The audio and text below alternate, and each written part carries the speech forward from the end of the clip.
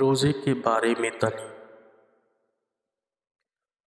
متی کی انجیل اس کا 6 باب 16 سے 18 آیت مبارکہ تک۔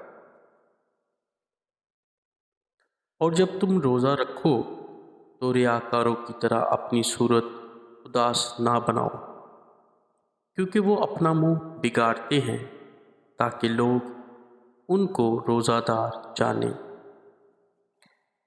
میں تم سے سچ کہتا ہوں کہ وہ اپنا اجر پا چکے۔ بلکہ جب تو روزہ رکھے تو اپنے سر میں تیل ڈال اور منہ دھو، تاکہ آدمی نہیں بلکہ تیرا باپ جو پوشیدگی میں ہے تجھے روزہ دار جانے۔ اس صورت میں تیرا باپ جو پوشیدگی میں دیکھتا ہے تجھے بدلہ دے گا۔ آمین۔